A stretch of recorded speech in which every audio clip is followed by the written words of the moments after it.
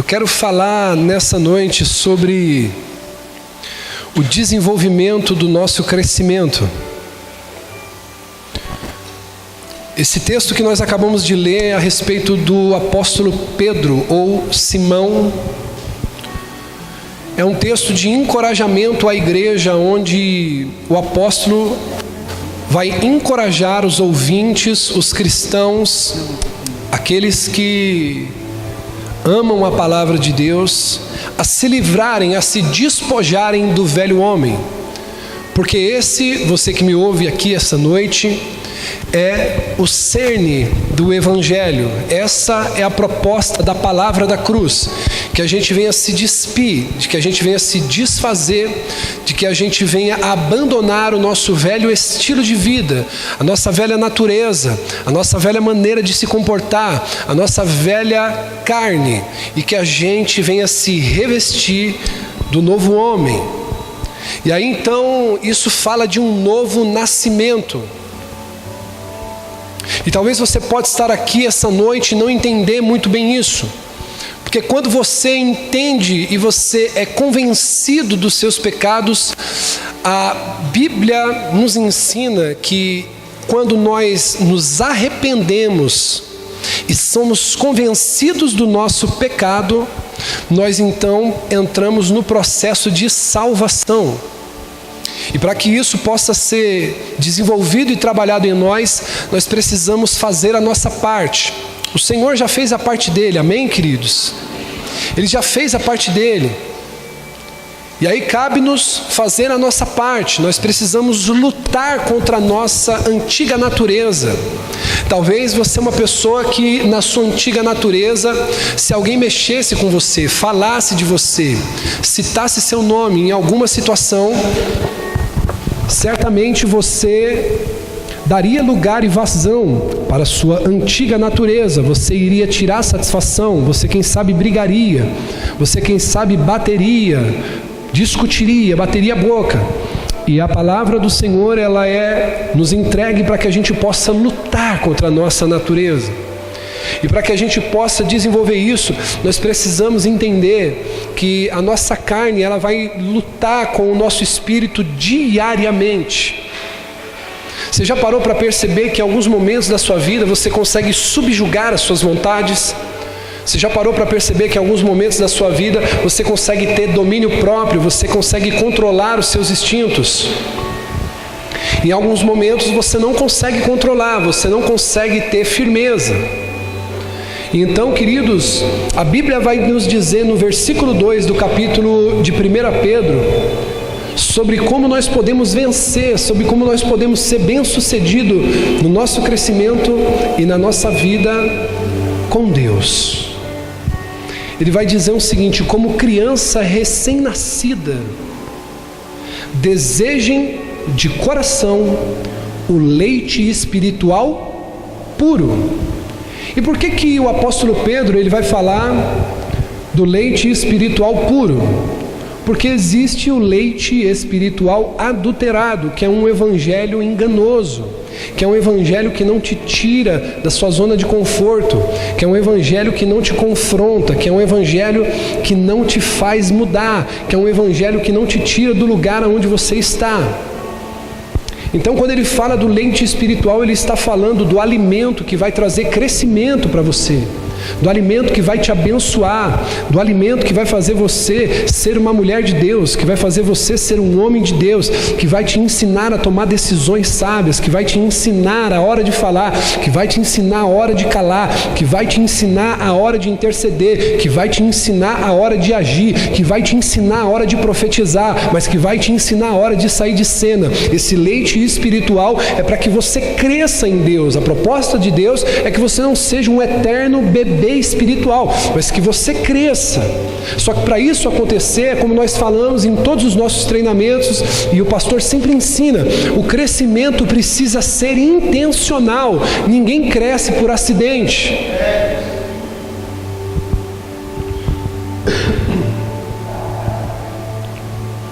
E aí ele vai dizer o seguinte: como criança recém-nascida, desejem o leite espiritual, para que por meio dele vocês cresçam para a salvação.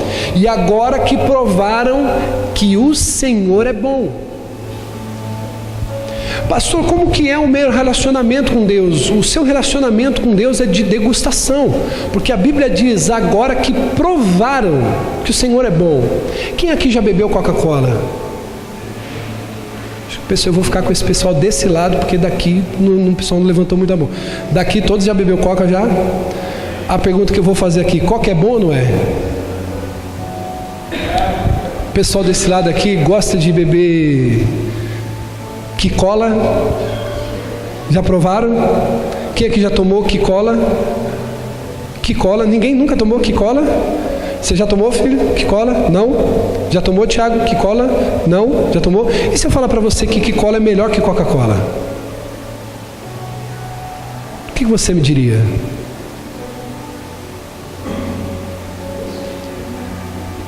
Quicola é melhor do que Coca-Cola. Quem crê nisso aqui? Não tem como você acreditar até você provar. E Deus é a mesma coisa. Por isso, querido, que o seu discurso muitas vezes não convence as pessoas que te ouvem, porque ela não quer conhecer Deus, ela precisa provar. Estávamos almoçando hoje pela tarde, eu e o presbítero Scaler. Fazia tempo que isso não acontecia e eu fui muito abençoado com a minha ida no Rio de Janeiro. Estive com homens de Deus. E aí, enquanto nós estávamos almoçando, eu olhei para a garçonete que estava nos atendendo, e o Senhor falou: ministra o coração dela, fale uma palavra de esperança ao coração dela. Eu falei: Senhor, mas eu estou almoçando, estou com o presbítero aqui falando das coisas do reino, e ela está trabalhando, pode ser que eu a prejudique. E aí, querido, foi quando o Senhor falou comigo sobre isso, que é muito fácil, um Deus te abençoe, é muito fácil uma pessoa que tem uma necessidade de uma cesta básica, a gente dá uma cesta básica. Alguém que tem uma necessidade financeira, a gente dá uma ajuda financeira, dá um dinheiro. Mas sabe qual que é o problema, querido? Muitos dentro da igreja não tem nada além do dinheiro para dar para os famintos lá fora. Porque uma coisa é eu falar assim: vamos levantar uma oferta para ajudar uma família, como a gente já fez várias vezes. Esse dinheiro vai acabar. Sim ou não? A roupa vai acabar. Mas agora eu quero saber quantos aqui pode se levantar nessa noite para dizer como Pedro, como Tiago, como João na porta do templo: meu amigo, eu não tenho ouro, eu não tenho prata, mas aquilo que eu tenho, eu libero sobre sua vida. Meu filho, levanta e anda. Aquele camarada recebeu algo que o dinheiro não podia dar. E aí eu queria abençoar tanto aquela moça que o Senhor falou para mim assim: hoje não vai ser dia dela receber uma caixinha. Hoje vai ser dia dela provar que o Senhor é bom. Pastor, e como que ela pode provar que o Senhor é bom? Deus usou minha vida para destilar sobre a dela. E aí eu chamei ela, e ela achou que a gente ia reclamar de alguma coisa, porque a gente já tinha praticamente terminado o almoço. E eu olhei para ela e disse assim: filha, você acredita em Deus? Ela: eu acredito. Falei: então deixa eu dizer uma coisa para você, porque Ele vai usar minha vida para abençoar a tua nessa hora. Porque o Senhor manda te dizer: pá, pá, pá. Aí teve uma hora que ela não conseguiu segurar, não é, presbítero? Ela começou a marejar, e daqui a pouco as lágrimas escorreram. Eu falei: mas o Senhor, Ele te diz assim, Ele é contigo. Eu falei: eu sei que você está trabalhando, mas me dá sua mão aqui, posso orar por você? Ela falou: pode. E ali nós começamos a orar por ela, eu e o presbítero. E daqui a pouco ela saiu, foi para a cozinha, toda. Aí a dona lá do estabelecimento falou assim: ó, você está fazendo a menina chorar lá, o que aconteceu? Aí ela achou que talvez a gente tinha ofendido ela, feito alguma coisa, né? Eu não tinha entendido direito.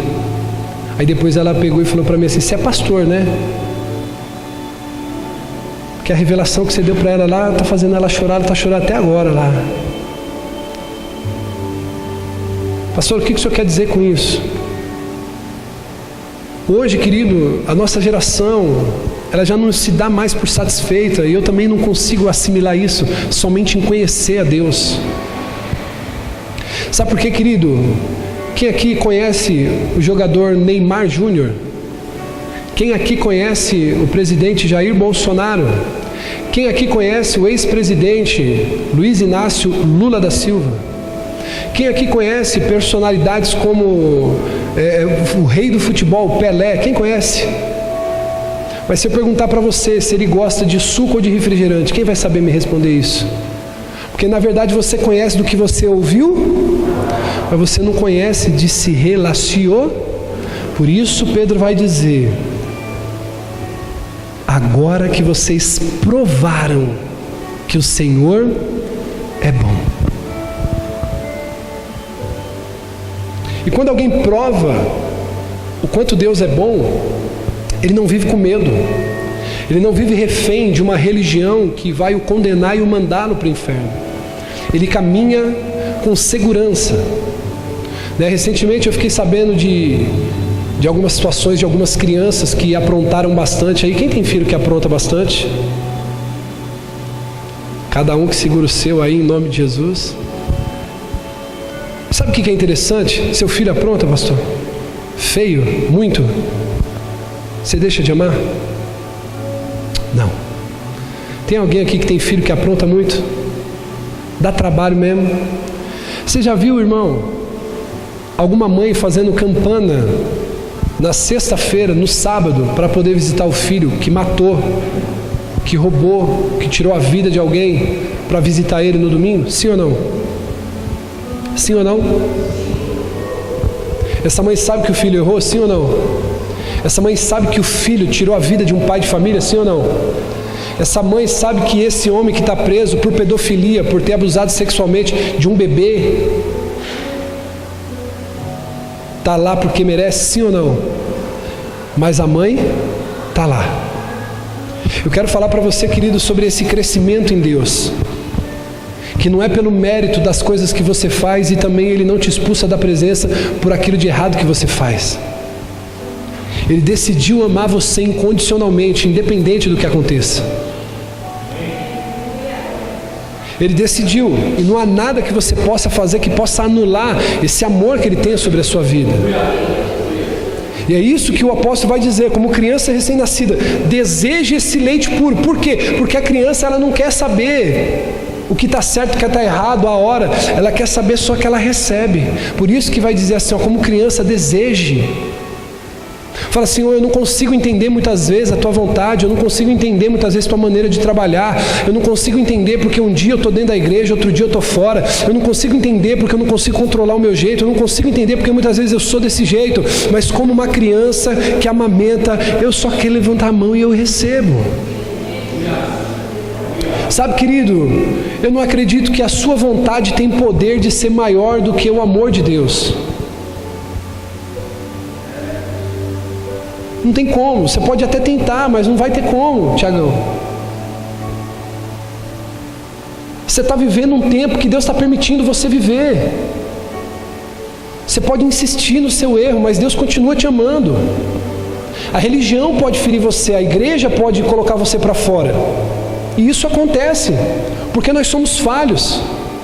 Mas o amor de Deus, ele é imutável, ele permanece do mesmo jeito. Então existe uma graça do Senhor sobre sua vida, sobre a minha vida nessa noite, que quer te fazer entender qual que é a sua posição no meio disso tudo. Sabe, queridos, eu costumo dizer isso, principalmente para a nossa liderança. Deus não vai matar você, querido, se você deixar de vir num culto de domingo, para sair para jantar com a tua esposa, para sair para jantar com o teu marido, para você sair um final de semana para estar em família. Deus não vai te matar, pelo contrário, Deus vai querer matar o pastor da igreja que te proíbe disso. Diga aleluia. Porque você precisa cuidar da tua casa, você precisa cuidar da tua família, você precisa cuidar das suas amizades, do seu relacionamento. Mas agora é interessante que nós precisamos entender, querido, que nós temos que ter alguns alvos, porque a gente não pode permanecer na presença de Deus somente querendo beber leite, porque o leite é para o recém-nascido. O leite, ele é para o bebê. O leite é aquela coisinha rala que ele tem alguns nutrientes. E se você parar para perceber, quando eu estava estudando um pouquinho, o Senhor ele está falando algo agora no meu coração aqui em cima disso. Eu quero compartilhar com vocês. Você vê, por exemplo, gato bebendo leite de cachorro? Não existe. Você vê, por exemplo, camelo bebendo leite de vaca? Não. Você sabia, querido, e eu vi isso, descobri assistindo algumas reportagens, tipo Discovery Channel, que o ser humano é o único mamífero que bebe leite de outra espécie? E se você acompanha aquele Dr. Laerte, que é um médico muito top de linha, ele recomenda que nós não bebamos leite. Ele diz, o leite é só o leite do peito da mãe, até os 2 anos. Ele diz, com 1 ano já pode liberar, mas tem mãe que gosta, né? Às vezes a criança com 5 anos lá, está maior que a mãe, ainda mama no peito, mas amém. Enquanto está dando leite no peito da mãe, é bênção, é vitória. Agora, passou disso, não tem sentido dar leite para a criança. Por quê, pastor? Porque ela pode comer uma pera, ela pode comer um mamão, ela pode comer uma sopinha batida no liquidificador. Então esse é um problema, que a gente vai conhecendo um Deus somente que Ele cumpre aquilo que a religião diz. E o chamado do apóstolo Pedro é que a gente comece a entender que nós precisamos crescer, que a comida que nós nos alimentamos precisa ser uma comida diferente.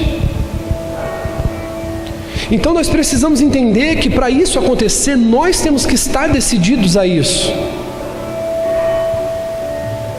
Você precisa ter uma clara definição dentro de você, de que você precisa se decidir a buscar um pouco mais de Deus, a se alimentar de uma maneira diferente.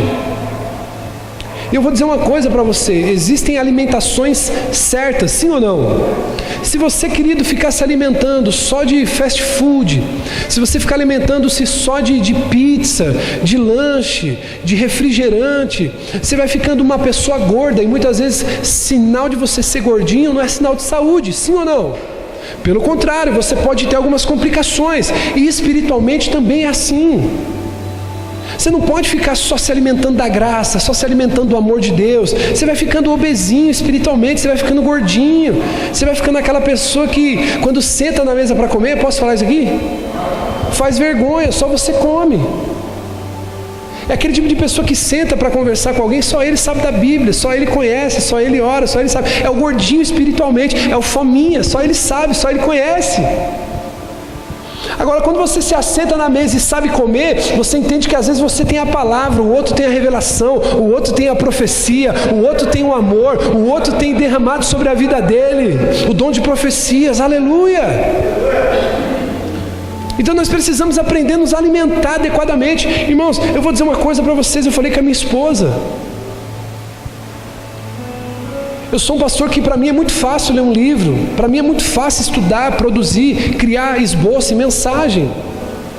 Mas, irmãos, eu tive uma experiência lá no Rio de Janeiro, de que eu louvei a Deus, eu falei, Senhor, o espírito de profecia, de revelação, estava se esfriando na minha vida e eu não estava percebendo isso.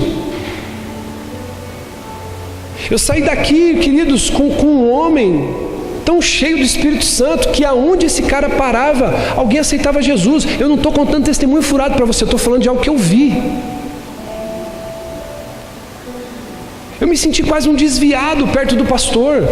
O cara descia para ir no posto, irmão, a gente descia para abastecer, nós fizemos 4 abastecimentos daqui para o Rio.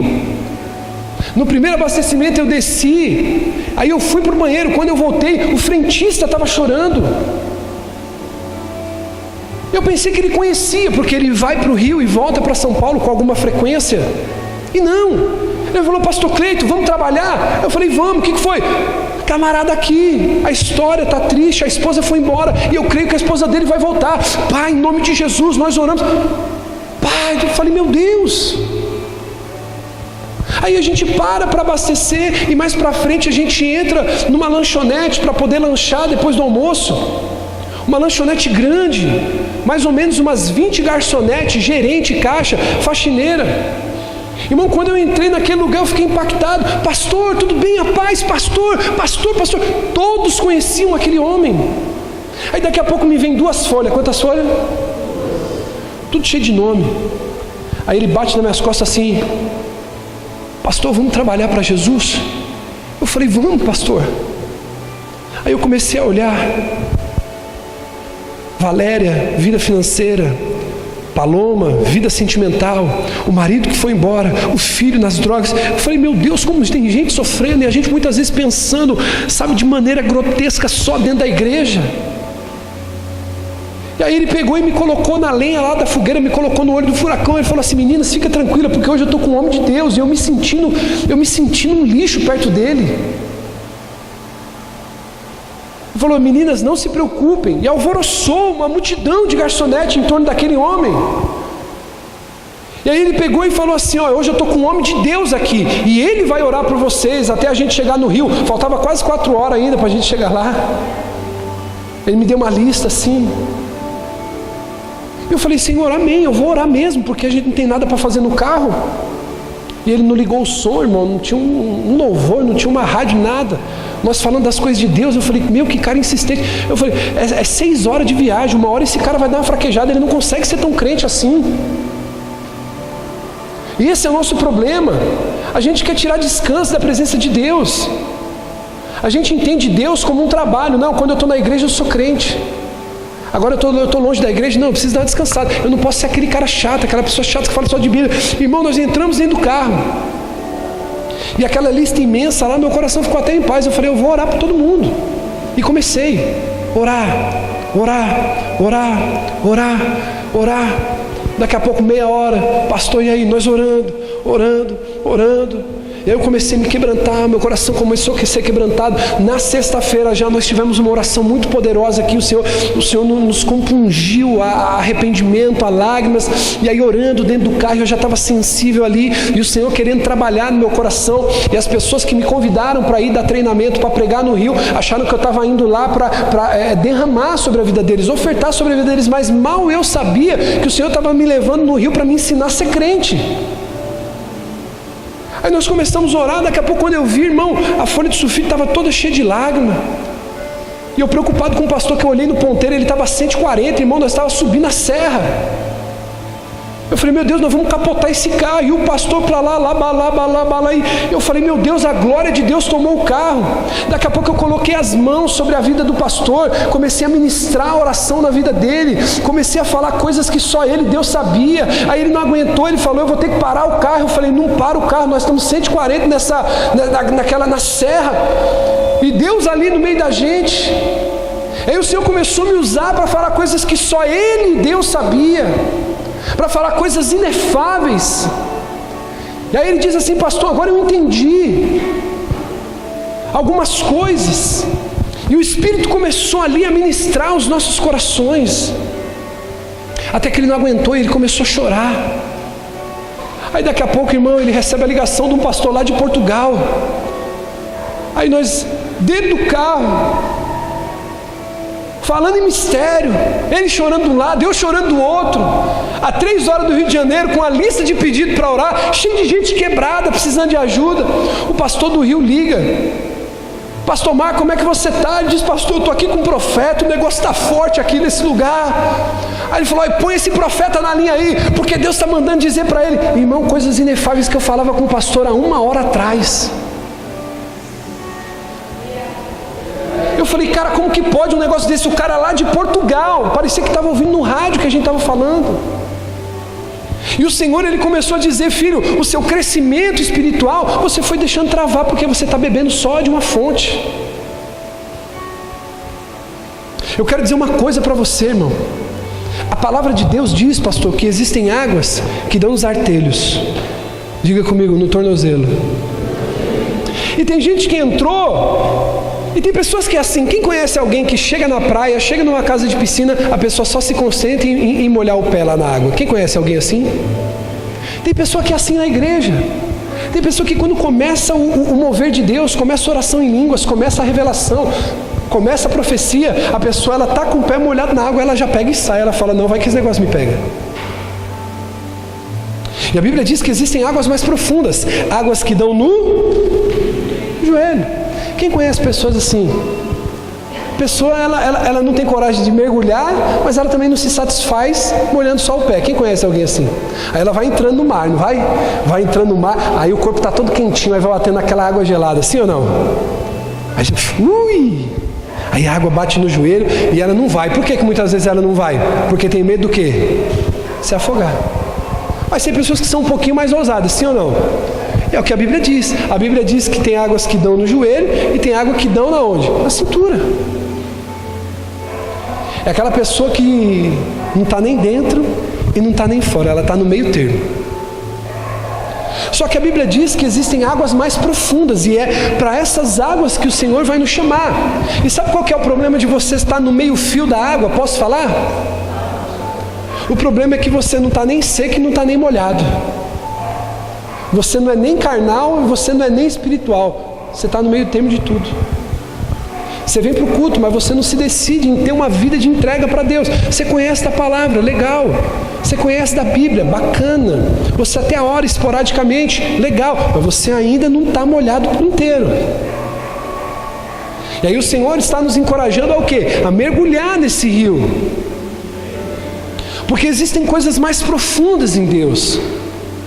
E Ele não vai te afogar, Ele vai esperar você mergulhar nesse rio. É você tomar a decisão de falar, cara, eu vou mudar minha prioridade. Eu vou mudar minha prioridade. Então nós precisamos entender que nós só vamos conseguir mergulhar mais quando nós nos decidirmos a isso. Não vai ter como o pastor pegar você, Ju, e falar assim, ó, diaconisa, é tempo de você crescer. Vamos lá te jogar para você viver um outro nível. Não vai ter como. Eu preciso me decidir, diga, eu preciso me decidir a viver o novo. A gente precisa almejar ser melhor. Tem pessoa que é assim. Você conhece alguém que é assim? Nasci assim, cresci assim, vou morrer assim. Gabriela. Minha esposa é uma pessoa que fantástica, irmão. Minha esposa é bênção na minha vida. Às vezes ela é meio estragadinha, mas Deus usa ela. Às vezes ela insiste, irmão, numas coisas, mas Deus usa. E se ela, como eu aprendi no Rio lá, irmão, se ela marcar bobeira, Deus usa ela, irmão. E ela foi me ensinando. A gente precisa entender que nós temos que decidir, diga comigo, nós temos que decidir. Desejar ser melhores. Sabe, irmão, se você não desejar isso, não tem sentido você vir para a igreja. E vai te doer ser melhor. Sabe uma situação constrangedora que me aconteceu? E aí eu estava sendo observado pelo apóstolo. Isso aqui eu não conversei com ninguém. Eu passei um constrangimento onde eu fui testado. Na volta do Rio de Janeiro para cá ontem, nós paramos para almoçar em Pindamonhangaba. E aí, querido, nós entramos naquela cidade, e aí a gente foi para um restaurante self-service. Só que essas cidadezinhas do interior, a impressão que dá é que só tem um lugar bom para comer. E aí quando a gente chegou, tinha uma fila, irmão, tinha umas 20 pessoas para comer. Eu falei, Jesus amado. E aí a impressão até que eu tive assim, eu falei, poxa, na hora que for a vez da gente, já vai estar meio mexido o negócio lá, né? Mas não, irmão, tinha um ritmo legal. Aí toda hora alguém vinha, completava o arroz, completava o feijão, completava a mistura e tal. E nisso os pastores que me levaram estavam à frente e eu com o apóstolo fiquei atrás. E aí eu entrei na fila por último. Aí quando eu olhei, tinha um rapaz e tinha um apóstolo. E o rapaz que estava atrás de mim, ele estava com o prato na mão, ou seja, ele estava repetindo novamente. Aí, irmão, eu falo para vocês tanto sobre honra, falo para vocês tanto sobre honrar as pessoas que está acima, as pessoas que têm uma unção, que isso é bíblico, isso nós devemos honrar, pai, mãe. Então eu falei, poxa, eu estou com um apóstolo aqui, eu não vou me servir antes dele. Então eu estava na frente, eu fui, peguei o talher, peguei o prato e chamei ele. Falei assim, apóstolo, pode vir aqui, o senhor se serve primeiro. Aí o cara que estava atrás, ele ficou me olhando tipo me medindo. E eu fui inocente, porque eu pensei o seguinte, eu falei, poxa, ele está vendo que eu estou com um prato limpo na mão, o apóstolo também. E tinha chamado ele de apóstolo na frente do rapaz. Aí eu pensei o seguinte, eu falei assim, pô, ele está repetindo, qual que vai ser a do cara? Ele vai falar, ó, pode passar na frente. Irmão, ele estava me olhando, mas ele endemoniou. Não, estou falando sério. Ele não ficou rangendo os dentes, porque muitas vezes o demônio não se manifesta assim. Aí ele me afrontou. Ele olhou para mim, ele falou assim, por acaso eu estou invisível na sua frente? Eu estou na frente dele. Você acha que eu sou palhaço de você mandar ele passar na minha frente? O irmão ficou, imagina o clima. Aí o apóstolo olhou para mim assim, ele falou, agora eu vou ver qual é que é desse pastor. Irmão, na hora sim, eu sou muito branquinho, provavelmente eu fiquei vermelho. Mas eu dei um passo para trás, bati nas costas dele e falei, querido, me perdoa, pode passar adiante. E aí ficou aquela situação constrangedora. E aí eu quero dizer uma coisa para você, talvez você está aqui hoje e pode dizer assim, pô, o pastor é um maior vacilão. Não, querido. Tem uma pessoa que dorme do meu lado todo dia e sabe quanto eu seria capaz de sair rolando no braço com ele. O quanto eu tenho carne suficiente para fazer isso. Mas a diferença é que cada dia que passa, nós temos que buscar ser pessoas melhores. Então você está aqui muitas vezes vivendo lutas, problemas que você poderia evitar se você entendesse que às vezes é você que tem que sofrer o dano. É você que tem que ficar calado. Sabe, eu sei, querido, que essa pregação, ela vai para a internet. Tem pessoa que está me assistindo aqui que muitas vezes é canalha. Está tramando pelas costas, pensa que eu não sei, querendo tirar líderes da igreja, fala mal de mim, chama de ladrão, e muitas vezes não tem vergonha na cara, me cumprimenta na rua, e chama a paz do Senhor, pastor, pega na minha mão, diz que eu sou uma bênção. Mas eu quero dizer uma coisa para você que está aqui, para você que está assistindo, nós precisamos ser melhores do que isso, e Deus te chamou para ser melhor, Deus te chamou para estar acima disso, por isso que Ele vai te dizer, se alguém te bater na face, vira outra, se alguém te chamar para andar 1 milha, ande 2, por quê? Porque eu e você estamos buscando cada dia ser melhores.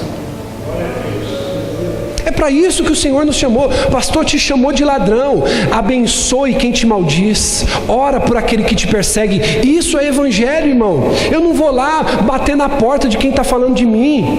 Eu não vou, querido, na igreja do pastor que está querendo tirar a ovelha dessa igreja. Eu não vou falar com quem está dizendo, com quem está querendo se contaminar. Eu devo fazer como Paulo diz em Filipenses capítulo 3, versículo 12, não que eu já tenha obtido tudo isso ou tenha sido aperfeiçoado, mas eu prossigo para alcançá-lo, porque para isso eu também fui alcançado por Cristo. Irmãos, eu não penso que eu mesmo já tenha alcançado, mas uma coisa eu faço, esquecendo-me das coisas que ficaram para trás, eu prossigo avançando para as que estão adiante de mim. Versículo 14 ele diz, eu prossigo para o alvo, a fim de ganhar o prêmio do chamado celestial de Deus em Cristo Jesus. Então, querido, o que eu quero te propor nessa noite, através dessa pregação, é que você entenda, querido, que você precisa dia após dia lutar contra você mesmo. Sabe por que teu casamento está do jeito que está? Porque você está lutando contra a pessoa errada, você está lutando contra a sua esposa, e a sua luta é contra você. Sabe por que você muitas vezes tem problema de relacionamento? Pastor, eu não posso confiar em ninguém. Muitas vezes não é porque tem tanta gente traíra, é porque você desconfia de tudo e de todos. O problema está em você. Nós precisamos aprender a fazer guerra interior, ao invés de guerra contra os homens. Você lembra quando Jesus foi achado por Judas? Jesus ele diz assim, amigo, ao que vieste? O caráter traidor de Judas não mudou o caráter de confiar nele. Jesus olhou para Judas e falou assim, cara, por mais que você tenha um caráter de traidor, eu não posso copiar tua conduta, eu sei quem eu sou. Amigo, para que você veio? Tem vezes que é assim mesmo, nós estamos fazendo negócio pensando que estamos construindo amizade, mas não é negócio. Muitas vezes você pensa que você está construindo um relacionamento e não é, troca de interesse. Porque a lealdade termina quando o interesse se acaba. Você conhece alguém que é assim? Fica na sua, não dá pinta agora. É aquela pessoa que te ama enquanto ela tem benefício. Quando ela não pode mais tirar nada de você, não existe mais amor, não existe mais lealdade. E você tem que estar preparado para isso. Diga, eu preciso me preparar para isso. Então Então, pastor, qual que é o desejo de Deus? O desejo de Deus é que você entenda de uma vez por todas que Ele quer cada dia mais ter mais profundidade de amizade com você. Esquece, irmão, esse negócio de igreja. Não que não precise da igreja, mas esqueça isso por um momento. E tenta entender onde eu quero chegar com você. Mais do que frequentar a igreja, Deus está nos chamando para ser igreja.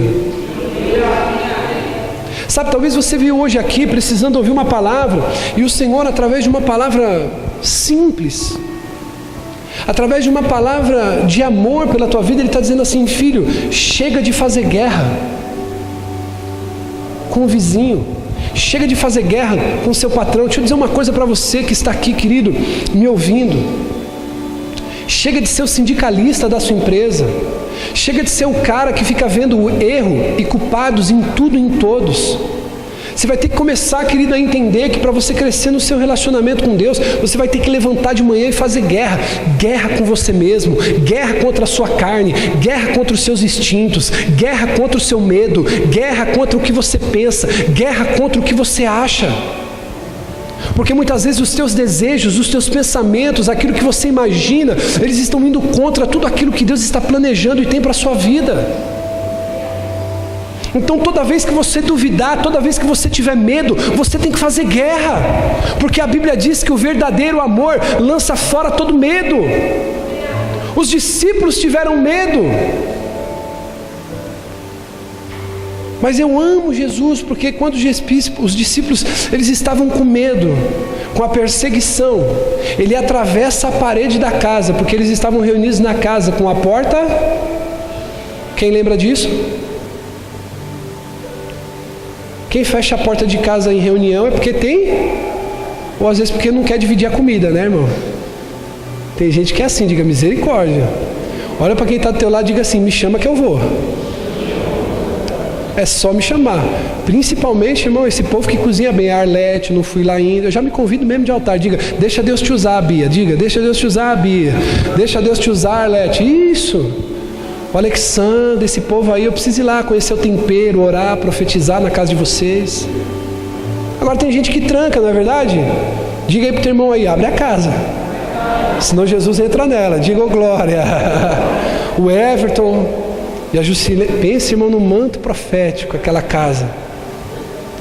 Eles estavam com a porta trancada e Jesus entrou. Mas por que eles estavam com a porta trancada? Porque eles estavam com medo. E muitas vezes o medo paralisa. Sabe por que muitas vezes você não cresce na obra de Deus? Porque você tem medo do compromisso de ser um pastor, você tem medo do compromisso de ser um líder, você tem medo de compromisso, e às vezes você quer ficar com aquele pecado de estimação que você fala que não, esse aqui eu não posso abandonar. Eu preciso continuar com esse pecadinho aqui, por isso que eu não posso avançar na obra, por isso que eu não posso avançar nas coisas de Deus. E o Senhor está te chamando, diga aleluia, para crescer na intimidade com Ele. Olha o que Ele vai dizer, irmão. O Senhor, Ele deseja se relacionar com a gente de maneira mais profunda, durante o nosso dia a dia. Irmão, esquece esse negócio. Se você tem amigos que estão aqui dentro da igreja e tudo que você tem de conversa com eles quando está fora do ambiente de culto, fora do ambiente da igreja, é só piada de WhatsApp, é só palhaçada, irmão, essa pessoa está vazia de Deus. Porque o Senhor deseja se relacionar com a gente no dia a dia, nos tocar com poder, nos tocar com graça. Antes de começar o culto, irmão, eu fui lá para trás, comecei a orar. E aí, irmão, eu vim disposto a permanecer com o que eu recebi no Rio de Janeiro. Eu vim disposto a isso, pastor. Eu vim disposto a isso. Aí eu comecei a orar. Aí eu falei, cara, tá bom aqui. Eu falei, então, se tá bom, eu vou chamar quem eu amo. O primeiro que eu vi, o pastor Márcio. Aí eu falei, pastor, vem orar. Ele, não, mas tem isso aqui. Eu falei, lá, o que você está fazendo? Vem orar. Aí eu não sei quem estava lavando a mão. Estava o Tiago. Estava lavando a mão. Eu falei, filho, lá o que você está fazendo? Vem orar. Por quê? A chapa estava esquentando lá dentro. A coisa estava boa. Jesus estava ali. Eu falei, poxa, ele está aqui. Vem para cá. Cadê o pastor? Cadê o Tiago? Como é que a gente estava lá? Se a gente fosse embora sem pegar o culto, como é que a gente já ia para casa? Cheio. Então é isso que a gente tem que se propor a fazer. Eu quero te convidar você nessa noite, querido. Escute o que eu vou dizer. Eu quero te convidar aqui a começar a ficar doido. Diga aleluia. Sabe, irmão, quando Deus ele te incomodar para orar no seu trabalho, ore. Para o que você estiver fazendo, põe a mão na máquina, põe a mão na pessoa, põe a mão, como aconteceu hoje na garçonete, põe a mão eu não sei o que vai acontecer, mas pessoas vão se endemoniar quando você tiver.